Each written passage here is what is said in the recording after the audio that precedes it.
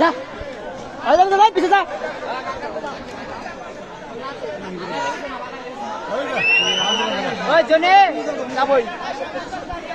চালো চালো চালো হেড ম্যাডামের গতিতে হেড ম্যাডামের গতিতে জেগেছে রে জেগেছে জেগেছে রে জেগেছে দফা এক দাবি এক দফা এক দাবি এক আমাদের দাবি আমাদের দাবি মানতে হবে মানতে হবে আমাদের দাবি আমাদের দাবি মানতে হবে মানতে হবে। হেড ম্যাডামের চামচারা হুশিয়ার সাবধান হেড ম্যাডামের দালালেরা হুশিয়ার সাবধান। জেগেছে রে জেগেছে ছাত্র সমাজ জেগেছে দফা এক দাবি এক পদত্যাগ চালো চালো আগুন জ্বালো হেড ম্যাডামের গতিতে জ্বালো হেড ম্যাডামের গতিতে জেগেছে রে জেগেছে ছাত্র সমাজ জেগেছে জেগেছে রে জেগেছে জেগেছে। দফা এক দাবি এক হেড ম্যাডামের পদত্যাগ দফা এক দাবি এক হেড ম্যাডামের পদত্যাগ আমাদের দাবি আমাদের দাবি মানতে হবে মানতে হবে আমাদের দাবি আমাদের দাবি মানতে হবে মানতে হবে।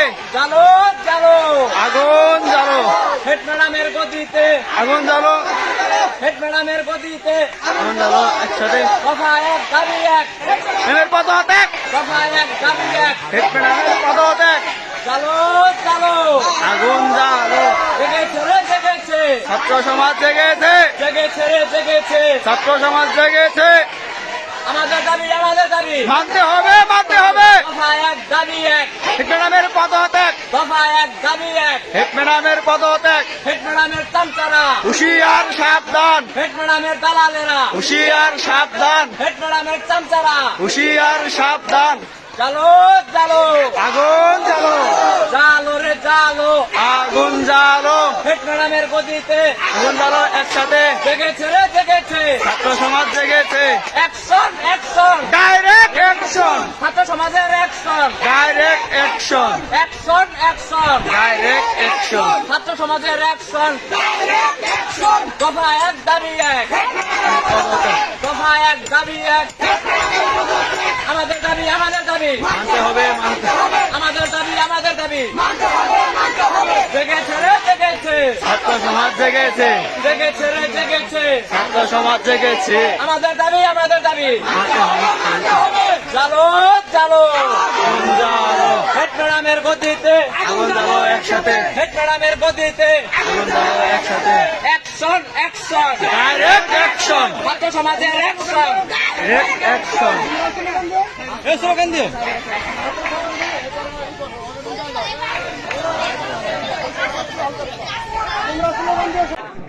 আজকে ঢাকা উচ্চ বিদ্যালয়ের সহকারী শিক্ষক ভৌত বিজ্ঞান গত বছর এনটিআরসি থেকে নিয়োগপ্রাপ্ত একজন শিক্ষক রসায়ন পদার্থ হিসেবে এখানে সরকার আমাকে নিয়োগ দিয়েছে। তো আমি যখন এখানে নিয়োগ পাইলাম, নিয়োগ পাওয়ার পর সে ক্লাসে আমাকে নিয়ে পরিচয় করে দেওয়ার সময় সকলকে বলছে ও আমার বড় ছেলে। তো সেই হিসাব অনুযায়ী স্টুডেন্ট যারা ছিল ওরা প্রধান শিক্ষকের বড় ছেলে হিসেবে আমাকে অনেক সম্মান শ্রদ্ধা সবকিছুই করত। তো ইতিমধ্যে এই 2024 সালে ফেব্রুয়ারি মাসের 8 তারিখে আমাদের ম্যানেজিং কমিটির নির্বাচন অনুষ্ঠিত হলো। তো সেই নির্বাচনের আগে তো আমাকে তার বাসায় একদিন ফোন করে নিল। আমি তো প্রাইভেট পড়াই টাঙ্গাইল লেলেঙ্গা। তো আমি বলছি আমি তো যাইতে পারবো না ম্যাডাম। পরে বলতেছে বাবা একটু আসো, খুব দরকার। তো নির্বাচনের আগের দিন বিষয়টা। তো আমি বাসায় যাওয়ার পর সে আমাকে বলতেছে সরাসরি যে খোকন তাহলে তো ভোট তুমি কাকে দিবা। পরে বললাম যে ম্যাডাম ভোট তো এটা একটা আমানত, এটা তো আসলে প্রকাশ করার মতো বিষয় না। তো আমি কাকে দিব না দিব সেটা তো আসলে আমি আমার ইচ্ছা অনুযায়ী বা আমার পছন্দের যে স্যার আছে আমি তাকেই দেব। পরে বলতেছে সরাসরি যে তার কোরামের যে দুইজন উনি দাঁড় করাই দিছে তাকেই দিতে হবে ভোট। দুটার নাম কি স্যার? দুইটার নাম বলতে আসলে দুলাল স্যার এবং মরুন দুলাল স্যার আমাদের মাঝ থেকে চলে গেছে, সে এবং আব্দুল হান্নান স্যার। মানে ওনাদের দুইজনকে ভোট দেওয়ার জন্য সরাসরি আমাকে ফোর্স করে। তো এটা বলার পর আমি সরাসরি বলছি যে অসম্ভব ম্যাডাম, আপনি আমাকে এই কথা বলতে পারেন না, আমি আপনার কথায় তো ভোট দিতে পারি না। আবার সরাসরি সে বলতেছে যে মতিয়ার স্যারকে ভোট কোনোভাবেই দেওয়া যাবে না। তো বিষয়টা ওখানেই তো ক্লিয়ার হয়ে গেল, তার মানে আমি তার কোরআনের না, তাকে আমি ভোট দেব না। আর 8 তারিখে সকালবেলায় এসে আমি ভোট যখন মতিয়ার স্যার এবং রফিকুল ইসলাম স্যারকে দিয়েছি, তো সে তো সেটা জানে। তারপরে আমি তো কন্টিনিউয়াস 6 মাস যাবত হচ্ছে রসায়ন পদার্থ ক্লাস 10-এ ক্লাস নিচ্ছি। আর আমি কেমন ক্লাস নেই না নেই, যারা স্টুডেন্ট এখানে ছিল বা পড়াশোনা করছে ক্লাস 10-এ এবং 9ম শ্রেণীতে, এরা ভালো করেই জানে। বা এলাকার যারা অভিভাবক স্কুলে আসছে, যাতায়াত করছে, তারা ভালোভাবে জানে। উনি ভোট না দেওয়ার কারণে আমার এই রসায়ন এবং পদার্থ ক্লাস মানে কেটে দিছে, কেটে দিয়ে আমাদের শ্রদ্ধাভাজন স্যার ইয়ার মাহমুদ স্যারকে দিছে। এতে কোনো দুঃখ নাই, এটা তো স্যারের কোনো মানে দোষ না, এটা উনার ব্যক্তিগত দোষ, ওনার ব্যক্তিগত সমস্যা। সে নির্বাচনী আক্রোশ আমার উপর কাটাইছে। সে কেমন প্রধান শিক্ষক যে কিভাবে বলে যে মতিয়ার স্যারকে ভোট দেওয়া যাবে না? মতিয়ার স্যার তার কিভাবে কি মাথায় বাড়ি দিছে যে তাকে ভোট দেওয়া যাবে না? আমি আসার পর তার অনেক অনিয়ম দুর্নীতির কথা শুনেছি, আমি নিজের চোখেও দেখেছি যে অনেক ক্ষেত্রে সে টাকাগুলা আত্মসাৎ করে নিচ্ছে। কোন টিচারকে সে বিন্দু মাত্র কোনো মূল্যায়ন করে না। তার কাছে কথা বলতে গেলে সে সবাইকে, আমাদের সহকারী প্রধান শিক্ষক তাকে বেটা বেটা বলে কথা বলে। সে ভদ্রতাই শিখে নাই, মানুষকে কিভাবে সম্মান করতে হয়, শ্রদ্ধা করতে হয়, সে ফ্যামিলিগত ভাবে এটা সে শিখেই নাই। এই উচ্চ বিদ্যালয়ের যত বর্তমান শিক্ষার্থী এবং যারা বিগত সালে পড়ে গেছে, তাদের এই যৌক্তিক আন্দোলনের সাথে আমরা সকল শিক্ষক কর্মচারীবৃন্দ একত্রতা ঘোষণা করছি এবং অনতিবিলম্বে তার পদত্যাগ দাবি করছি। আমরা কোন শিক্ষক কর্মচারী তার অধীনে কাজ করতে চাই না। সে আমাদের সকল সময় নির্যাতন, নিপীড়ন, অত্যাচার করে আসছে। কেন আমাদের কি স্বাধীনতা নাই? আমরা কি প্রত্যেকে মাস্টার ডিগ্রি পাস করে এই জায়গায় চাকরি করতে আসছি না? তাহলে কেন আমরা তার বৈষম্যের শিকার হব? আমরা কি অপরাধ করেছি? আমরা এখানে আসছি এই অঞ্চলের যে সকল মানুষ রয়েছে তাদেরকে মানুষের মতো মানুষ করার জন্য।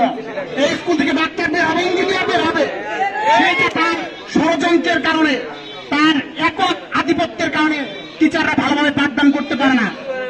টিচাররা তাদের ইচ্ছা অনুযায়ী মনের খায়েজ মিটাইয়ে যে পাঠদান করবে সেটা করতে পারে না। সে কোরআন করে রাখছে, টিচারদের মধ্যে সবসময় ভালো সম্পর্ক থাকে। সেই একমাত্র ব্যক্তি আমাদের টিচারদের মধ্যে 2টা গ্রুপ করে রাখছে। আমি এখানে আসার পর শুনেছি 2013 সালে উনি যখন যোগদান করছে, তারপরে এই স্কুলের সার্বিক পরিস্থিতি একদম ধ্বংস করে দিচ্ছে, ধূলিসাৎ করে দিচ্ছে, যেটার জন্য আজকে এই রাজাপুর স্কুল থেকে একটাও ক্লাস পায় না। এটা আমি মনে করি আমাদের টিচার স্টাফ যারা আছে কারো এর জন্য দায়ভার না, সে একমাত্র দায়ী।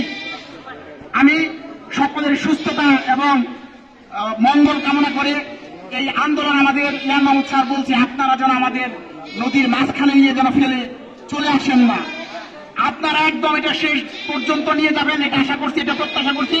সকলকে ধন্যবাদ। আসসালামু আলাইকুম। আমি শুরুতেই এই আন্দোলনের সহমত পোষণ করে শুরু করছি। আসলেই অনেক কথাই বলা থাকে, বলতেও হয়, সময়ের পরিপ্রেক্ষিতে হয়তো বলা যায় না। একটু আগে যে কথাটা বললো সেটার উপরে ভিত্তি করে কয়টা কথা বলবো। আমাকে যদি ভোট দেওয়া হয় আমি টেয়ার হয়ে যাব। টেয়ার হইলে সভাপতি তার ইচ্ছা মতো নেবে, সেইখানে কোনোদিনই দুর্নীতি করতে পারবে না।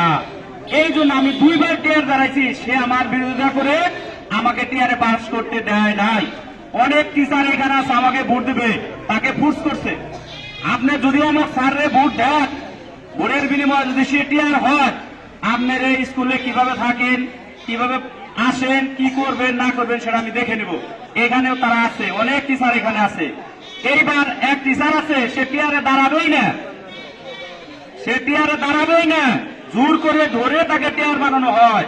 আর এলাকার উন্নয়নের স্বার্থে, দুর্নীতি দমন করার স্বার্থে টেয়ারে দাঁড়ানো হয়, সেইখানে আমি টেয়ার হইতে পারি না। আর তার দুর্নীতিটা তারা কয়টা বলবো, এমন কোন জায়গা নাই এই স্কুলের মধ্যে যে দুর্নীতি করে নাই। কোন কথাটা বলবো? আমার জীবন আমি কোনোদিন শুনি নাই যে মাস্টার মানুষ হয়ে কোনোদিন ক্লাস না করে মাস্টার হয়। সেই স্কুলে আসার পরে কোনোদিন কি ক্লাস করেছে? কেউ বলতে পারে টিচার ছাত্রছাত্রী এখানে? তোমরা কি বলো? কোনদিন তাকে দেখেছ তার শিডিউলে ক্লাস ছিল? সে কোনদিন ক্লাস করেছে? কোন টিচার যদি ক্লাসই না করে সে শিক্ষক হয় কিভাবে? সে শিক্ষকতা এখানে করতে আছে, এই এলাকার দুর্নীতি কইরা টাকা টোকা তুইলা সব টাকা কিভাবে সে মাইরা দিতে পারবে, সেই উদ্দেশ্যে তার আশা। এখন আপনারা জানতেছেন যে রাজনীতির কারণে এক দফা দাবি নিয়ে তার পদত্যাগের উদ্দেশ্যে আসছেন। অনেক লোককে টাকা দেয়া মুখ বন্ধ করে সে এখনো সে জোর গলায় বলে আমি এগুলা কিচ্ছু বলি নাই, কিছু করি নাই। ওরা দুর্নীতির কথা শুনবেন, এমন কোন দুর্নীতির কথা নাই যে করে নাই। আমাদের যে জোর করে টাকা তোলানো হয়, আমাদের টাকা দেওয়া হবে বলা হয়, যখন টাকা টোকা তোলা শেষ হয়ে যায় তিনি টাকা গুলা গুছায় ব্যাংকে ব্যাংকে নিয়ে সালাম ডাল বুঝতে চলে যায়, তারপরে সেই টাকার হিসাব করলে ব্যাংকে টাকা নাই। আর যাই হোক, আমি অত কিছু বলতে চাই না। তোমাদের সাথে আবারও এই আন্দোলনের সহমত পোষণ করে আমি আমার কথা শেষ করছি। আসসালামু আলাইকুম। ধন্যবাদ স্যার। তো আমার বিভিন্ন আমি অনেক নির্যাতিত, আমি আন্দোলনের পক্ষে একমত। আর আমার বিশেষ করে কিছু ফাইলপত্র ম্যাডাম বাসায় নিয়ে গেছে, সে ফাইলগুলোর মধ্যে ফাইলগুলো হেড ম্যাডাম নিয়ে নিছে। সে কাউকেই তো কোনো মূল্যায়ন দেয় না। আমাকে তো দূরস্থান সহকারী হেডমাস্টার, তাকেই মূল্যায়ন দেয় না। মানে সহকারী শিক্ষক, এদের মূল্যায়ন দেয় না। আর আমি হইলাম অফিস সহকারী, আমার আর কি মূল্যায়ন? আমাকে মূল্যায়ন না করে সে 1989 এর সরকারি খাতা নেয়, স্মারক লেখার খাতা ও কোর্ট ফাইল নেয়, 2023 সালের বাউচার খাতা, 2024 সালের বাউচার খাতা, বর্তমান বেতন এর খাতা সরকারি, আর আদায় খাতা 2টি, আর আমার নিয়োগের ফাইলও তার কাছে রয়েছে। আর নিয়োগ সংক্রান্ত সকল শিক্ষক কর্মচারী যে নিয়োগের যে রেজুলেশন খাতা 2টি বর্তমান ও তার পূর্বে যে খাতাটি তার কাছে রয়েছে, হয়তো কেস খাতা সহ আদায় খাতায় বলতে কেস খাতা, মেন কেস খাতা। এই হলো আমি সকলের বৈষম্য বিরোধী ও সংস্কার বিরোধী আন্দোলনের পক্ষে। সবাই সুস্থ ও সুন্দর থাকুন এই আশা কামনা করে আমি আমার বক্তব্য শেষ করছি। আপনার